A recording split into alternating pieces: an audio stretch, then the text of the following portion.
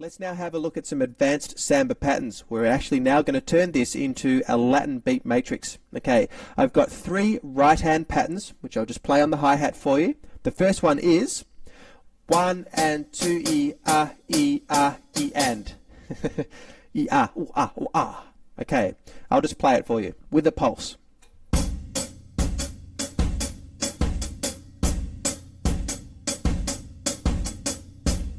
Okay, that's the first one. The second one is actually a 2-beat phrase, but we'll think of it in 4/4, so it repeats over, and we go 1 and 2 and 1 and 2 .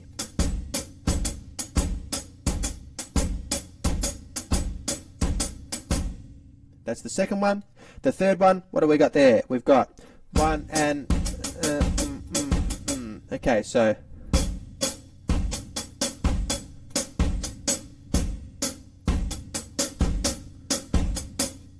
I love this one, particularly in that second beat where you're going, but just kind of build throughout that. It really grooves well if you add like a crescendo on the E and of beat 2. So you go.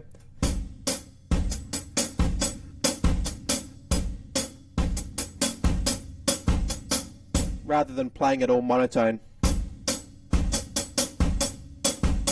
Okay.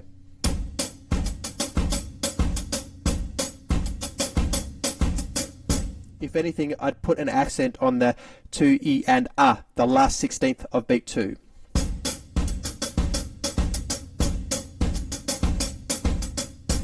So they're the 3 right-hand patterns. Along with the 3 right-hand patterns, we have 4 left-hand patterns, moving from the rim tap to either the first or floor tom. Okay, so 3 times 4, we have 12 Latin American samba sounding patterns. Now, the first one is, if this is our pulse, I'll just play the pulse on the hi-hats.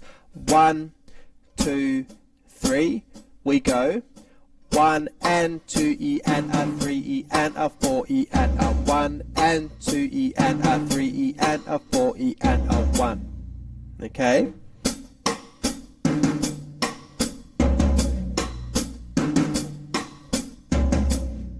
So we would put that left-hand pattern with each of the 3 right-hand patterns, okay, which would be our first 3 patterns.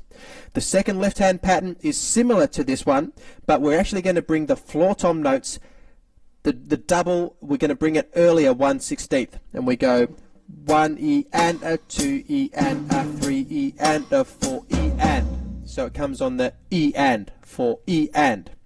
1 and a 2 and a 3 and a 4 and a 1 and a 2 and a 3 and a 4 and.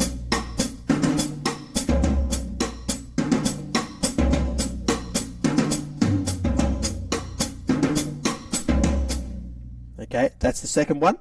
The third pattern is a little bit more involved with the left hand. You're going to be moving your left hand around a little bit more and a little bit faster. This is the pattern we play in the third one.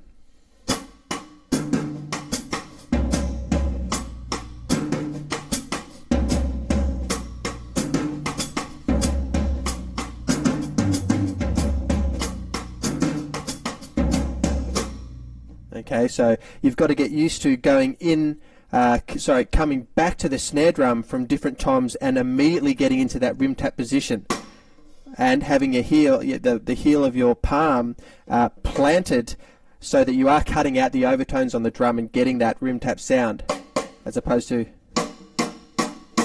Okay, so it becomes quite a technique on its own, being able to do that. So.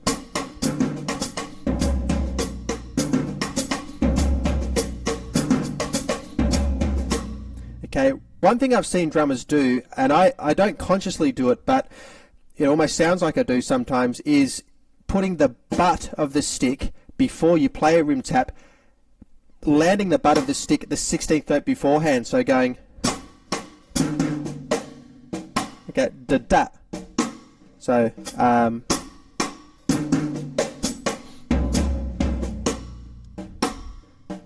okay.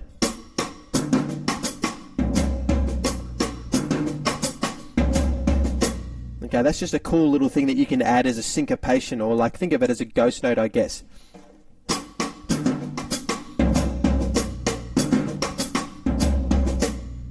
Okay, that's the third one. The fourth one, it's a bio-sounding rhythm. It's the same rhythm, but we play it between the rim tap, first tom, floor tom. We go 1 E and a, 2 E and a, 3 E and a, 4 E and a.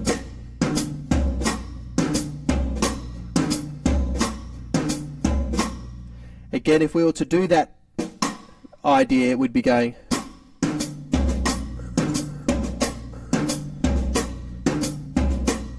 Okay, either way that you do it, that's the rhythm. 1 E and a, 2 E and, 3 E and a, 4 E and 1. That's the fourth one.